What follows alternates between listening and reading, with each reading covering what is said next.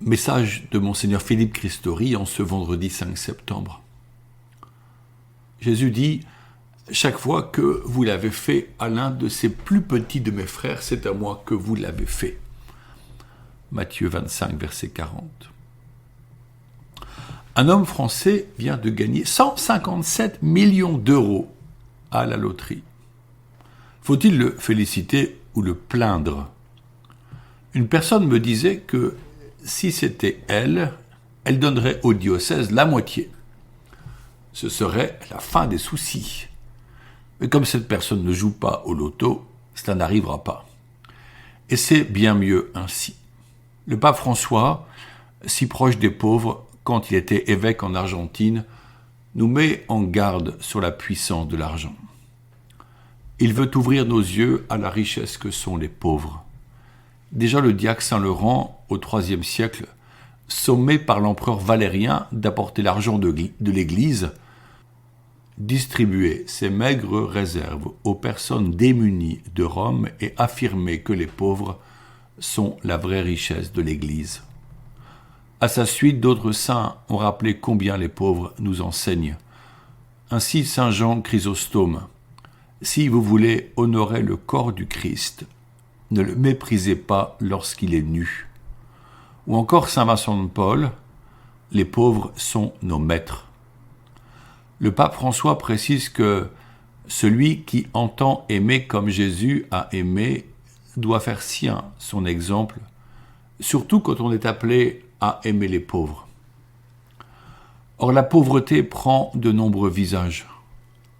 Monseigneur André XXIII indiquait qu'une des nouvelles pauvretés du temps présent est la situation d'adultes en situation de handicap, notamment lorsque leurs parents décèdent. La pauvreté atteint les gens par des causes nombreuses, rappelle le Saint-Père. Par la douleur, par la marginalisation, par l'abus, par la violence, par les tortures et par l'emprisonnement, par la guerre, par la privation de la liberté et de la dignité, par l'ignorance et par l'analphabétisme. En Eure-et-Loir, nous constatons aussi la pauvreté rurale, particulièrement de certains éleveurs ou agriculteurs qui ne reçoivent qu'un maigre revenu pour un lourd travail. C'est surtout au travers d'événements comme la Journée des pauvres qu'il nous apparaît de plus en plus que les pauvres ne sont pas le problème, mais la solution, et que toute initiative envers eux ne peut aboutir qu'à partir d'eux. À ce sujet, en ce début septembre, un événement passe plutôt inaperçu, mais j'aimerais le mentionner car il m'importe beaucoup. Voici plusieurs dizaines d'années naissait à Chartres la communauté des Compagnons du Partage, un groupe de personnes vivant souvent dans la précarité et qui choisirent de partager un espace de vie et de travail. C'est dans la petite commune de Baillot-l'Évêque que leur domaine fraternel s'est installé, à côté des bois et des champs. Depuis mon arrivée en Eure-et-Loir, j'ai bénéficié à plusieurs reprises de leur accueil et d'une assiette bien garnie à leur table. Une femme, Nicole, qui a accompagné ce beau projet depuis fort longtemps, les quitte. Sa volonté de discrétion est mise un peu à mal par mon message, mais comment ne pas honorer sa gentillesse, sa persévérance, sa simplicité, son entraide auprès de chacun. Même l'État le reconnut quand elle reçut la Légion d'honneur pour son engagement. Nicole laisse la place à d'autres personnes. Elle laisse la place au Seigneur Jésus-Christ, à qui elle a toujours confié son engagement, car si le Seigneur ne bâtit la maison, les bâtisseurs travaillent en vain. Psaume 126, verset 1. Nicole, nous vous remercions, vous dont le franc-parler fait tant plaisir, car il cache votre grande sensibilité et votre bel amour pour tous. Cette belle mission des compagnons du partage rappelle ce que l'Église appelle l'option préférentielle pour les pauvres, qui est un principe élaboré par la doctrine sociale de l'Église, inspirée par l'Évangile de Jésus-Christ.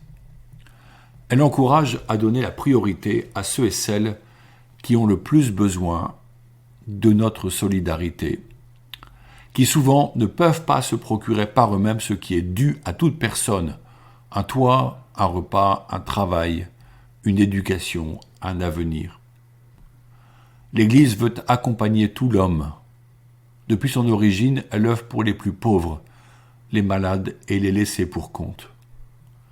Jésus-Christ nous l'a enseigné. L'option préférentielle des pauvres est au cœur de la vie ecclésiale, car les pauvres, vous les aurez toujours avec vous. Matthieu 14, verset 7. L'Église est présente auprès des pauvres dans le monde entier, là où il y a un bidonville ou des quartiers défavorisés, par quelques laïcs, volontaires, clercs ou religieuses. En effet, le Christ, lui qui est riche, il s'est fait pauvre à cause de vous, pour que vous deveniez riches par sa pauvreté. Deuxième lettre aux Corinthiens 8, verset 9. Jésus s'est fait proche de tous les plus pauvres, comme sainte Thérèse de Calcutta le vécut dans son service des plus pauvres, en soignant les mourants et les lépreux.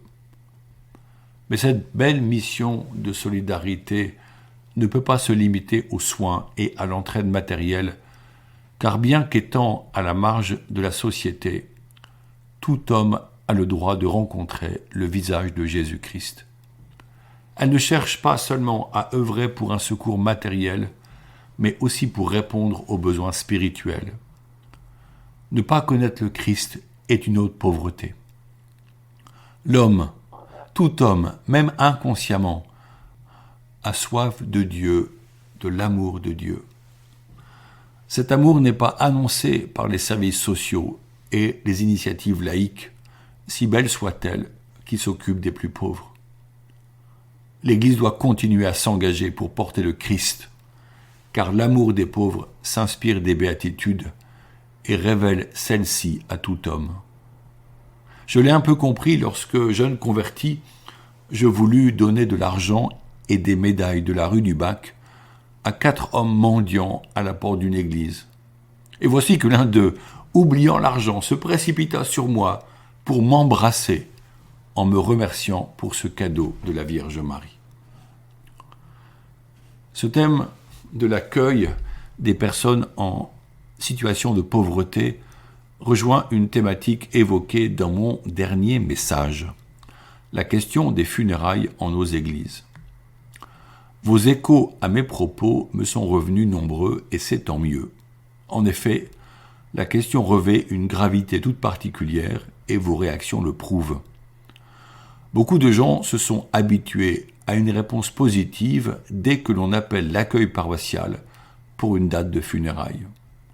Souvent, les pompes funèbres nous contactent en présence de la famille endeuillée pour dire que la célébration est demandée à telle date, à telle heure et dans tel village.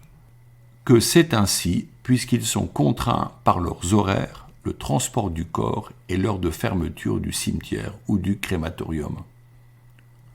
Un prêtre me disait, il y a quelques jours, que souvent l'Église est sollicitée comme prestataire d'un service funèbre.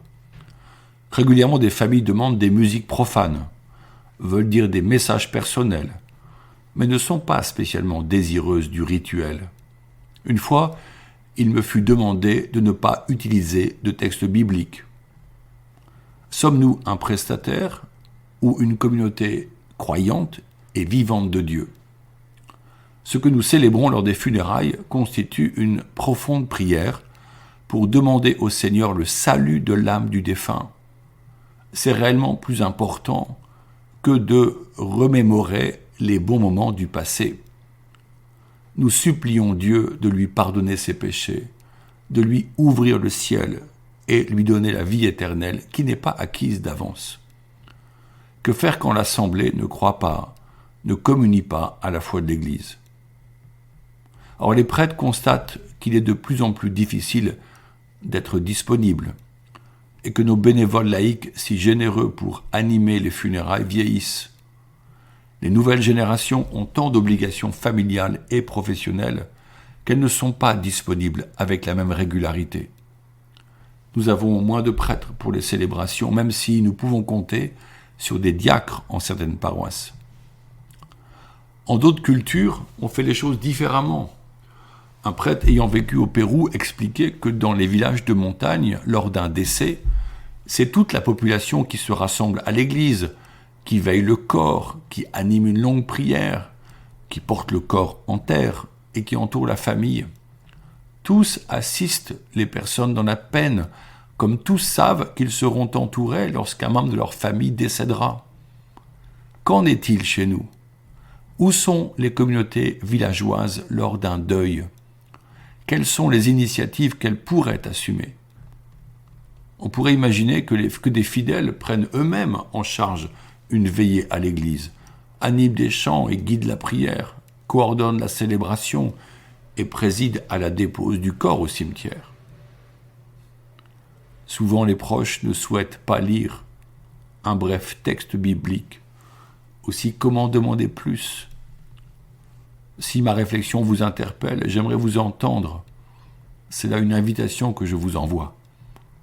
En réalité, nous devons penser maintenant à l'avenir et faire toute chose nouvelle sous la conduite du Saint-Esprit, avant de devoir refuser faute de personnes formées et disponibles.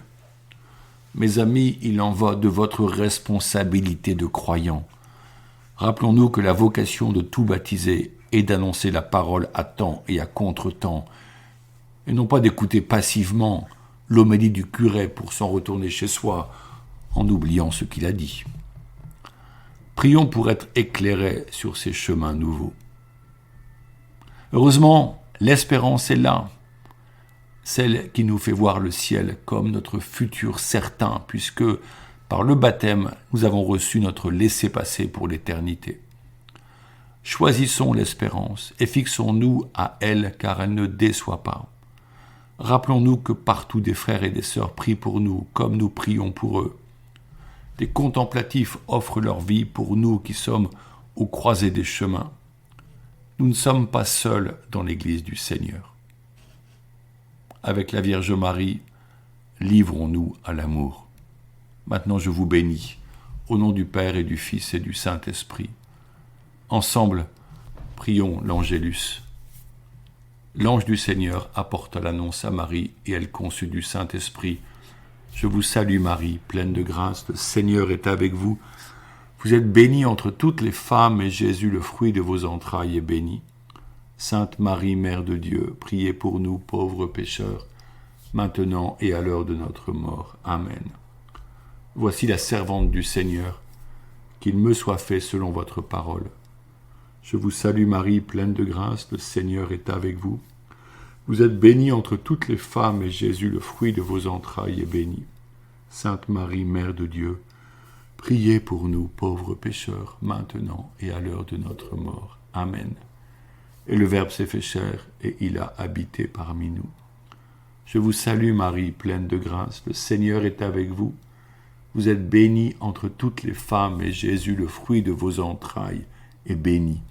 Sainte Marie, Mère de Dieu, priez pour nous pauvres pécheurs, maintenant et à l'heure de notre mort. Amen. Priez pour nous, Sainte Mère de Dieu, afin que nous soyons rendus dignes des promesses du Christ. Prions.